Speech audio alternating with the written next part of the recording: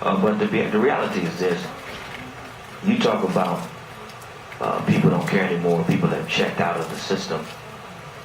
The truth of the matter is, in my opinion, that you can't talk about people checking out of the system unless you assume people originally checked in. You can't check out the hotel unless you get a room first.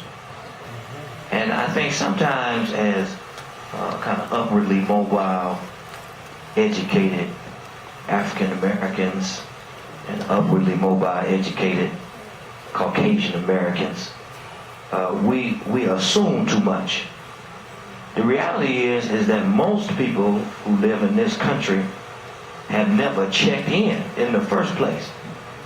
2 million people live in this city, right? And I hear the story all the time. I was talking to Pastor John Peoples, used to be on Detroit City Council some years ago, pastor Calvary Baptist Church. He's now in Oklahoma City now. I go preach for him every year. And I remember I asked him, I said, Pastor Peoples, how did you get to Detroit? He said, I was born in Oklahoma City. He said, I got on the train. Train took me to Detroit. I met one of my family members. I had a job. I got there on Friday, had a job on Monday. He said, the rest is history. Worked in the plant, continued education, put myself through school, right? Became a lawyer, ran for city council. I didn't do what Coleman wanted me to do, so I wasn't on city council next time.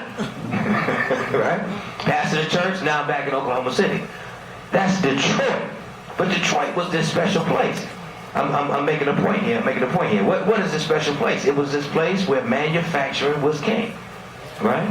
And not only tier 1, but tier 2, you had spin-off suppliers. People could come and get good jobs. Now, on the other side of a transition in our trade policy, that Detroit job has gone to Mexico. And so Governor Granholm in her new book talks about how when she became governor, 42,000 corporations were leaving the United States of America every year. That hired 50 or more people were leaving the United States of America every year. And so when you start thinking about trade policy, that's one. Foreclosure crisis. The largest transfer of wealth happened in the African American community between 2008 and 2010. The largest transfer of wealth since the Depression happened from 2008 to 2010 by way of foreclosure, where the banks and the financial service industry created predatory lending products, put people in homes, bloated up the value of the house, and got folks in homes only to take those homes away. Now nobody was mad in the street about that, but the largest transfer of wealth in the nation happened from 2008 to 2010. So now you got trade policy, so I can't go to high school and get that job. That's gone. Right? Now I don't have any wealth because my house is gone. Right? Foreclosure crisis. Okay? Foreclosure also means what? No property tax. Trade policy means what? No corporate tax. So you don't have no corporate tax, you don't have no property tax, you don't have no job, you don't have no wealth. Then what do you have? You have Highland Park, you have Pontiac, you have Detroit, cities that can't pay their light bill, cities that have firefighters, no firehouse, cities that don't have police officers. So unless we can attract something to fill that hole, I ain't be the best mayor I want to be, but we got to figure out how to fill this hole. Now, guess what? We're gonna have a money problem. I'll be the best city council I want to be. Be the best mayor I want to be. We're going to have a money problem, right? It's like mama got 6 kids, got 2 pork chops. I mean, she's a great mama, but we eating gravy. Y'all miss that? 6 kids, 2 pork chops. She's a great mama, but we still eating gravy. Somebody say she don't have enough pork chops. The trade policy that the federal government has set is already against me attracting somebody to come fill that 85% hole. But what I'm saying is that even under ideal conditions, if you have trade policy and banking policy against you, you're going to have a problem. And so until we begin to enlarge our conversation, it's not just about fighting the emergency manager. It's not just about fighting for democracy. It's about fighting what the United States of America is going to look like in the next 50 years. It's about fighting against trade policy. I mean, we have to change the conversation. conversation. This is not about balancing budgets and fixing deficits. This is about job creation. This is about corporate development, right? This is about connecting our public education system to engineering jobs that are going to be present, to IT jobs. I mean, right now, you go to public education system, you're not being prepared for no IT job. You can't leave Highland Park school system, get no IT. You Silicon Valley. You be pushing that ball in Silicon Valley, right? And so we had to begin to enlarge this discussion. If Detroit got the $220 million tomorrow, if Highland Park got $5 billion tomorrow, we still had to work through a couple things: education, trade policy.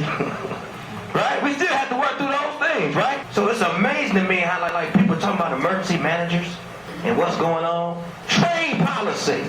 I don't like to say that because it's a little complicated.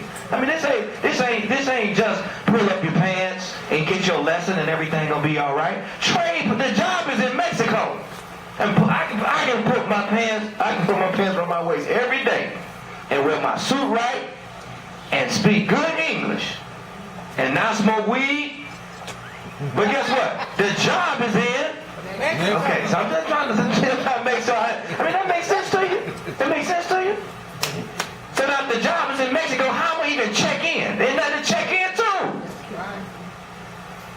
You want me to get right for what? There's no job. Right? Then the jobs that they do, watch this. The jobs that are coming are what? High-level engineering jobs. High-level IT jobs. Experience. Okay? Which the brothers and sisters in India who has the engineering degree come to Wayne State. I taught there for 10 years. I know. And take English as a foreign language. Take that exam. Can't speak a lick of English, but they got an engineering degree, right? And then they go back home and get that engineering job. So they might bring 1,000 Google jobs to Ann Arbor. 1,000 Google jobs to Ann Arbor. Okay, we need like 500,000 jobs in Detroit. All right, so we cannot talk about what we're facing in terms of, the people got to get their thing together. Only people had their thing together. Well, I mean, no, that doesn't get to the crux of it. I can be the best public official I want to be. I can be the best mayor I want to be in Highland Park. Christ to leave, we broke. We broke. The problem is we assume that if we got the right to vote and could hold elected offices, that would cure all of the ills in our community. But the aim of the civil rights movement never was to produce black engineers. I mean, it's like, I don't know if I'm the only one reading these books. But I mean, some of y'all were alive when King was around. I never heard King say we're marching because we want black engineers. We're marching because we want black folks to build computers. I mean, it's not like Malcolm or Martin or Medgar marched so that we could have black Steve Jobs.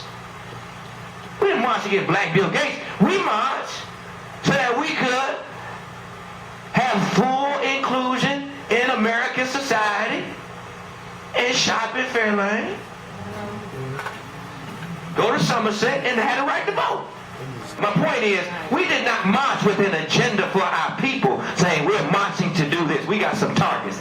This means black engineers, this means black dentists, this means black... I mean, we marched so that we could participate in American democracy. When we won those games, we got the right to vote, we started participating. What did you see? You saw David Dinkins, right? You saw black folks becoming mayors of cities. You saw black folk on city council. You start seeing black folk running for president. You start seeing black folk, participating in American democracy. But it never was that the civil rights movement was designed to solve the plight of urban people in urban ghettos who were living in high-rises and being accosted by rats. That was never the fundamental. So in terms of people losing hope, right? I mean, we don't want to have these kind of complicated conversations, but in terms of people losing hope, we only lose hope because we have not really thought through the unfinished agenda of the movement. The finished agenda of the movement is, I got the right to vote, full inclusion, equal protection under the law. That's one thing. There's some other agenda items. 1963 March on Washington, the signs were freedom and jobs. In 63. So there was some kind of, there was a sense that we were locked out of something else besides political engagement. And that something else that we were locked out of was that level playing field that, because see, ultimately in America, if you're going to make it financially, you don't make it as an individual, you make it as a member of a group. Right. Politically, one man, one vote, one woman, one vote. Economically, who you with. Even if you want to sell drugs, you can only buy certain drugs from certain groups. And so until we figure out that we have to take our consciousness and move it beyond celebrating the fact that we can engage individually in our politics, we cannot empower the community economically if everybody's trying to fight individually. There must be the second stage of the movement. We articulate economic empowerment for everybody. Then Ray gonna be with you. Shaquita gonna be with you, because you'll say, Shaquita, I know how to get you paid, baby. Oh, really? How? So once we move past what we've done, where we've been, and what we gained, and move into what remains, and begin to understand that if we're going to conquer that, we must conquer it together. Everybody else is organized economically in terms of a group. Everybody. Except us. Why?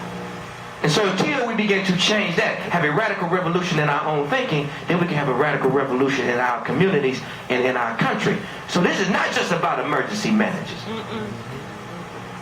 This is about what do we want Michigan and America and indeed the world to look like, and how are we going to begin to organize ourselves, not to celebrate our own individual achievement, but to have a articulated agenda for the uplift of all of those who are on the bottom of the ship and it's taking on water, and we're tired of getting wet and going down. That's right. Amen.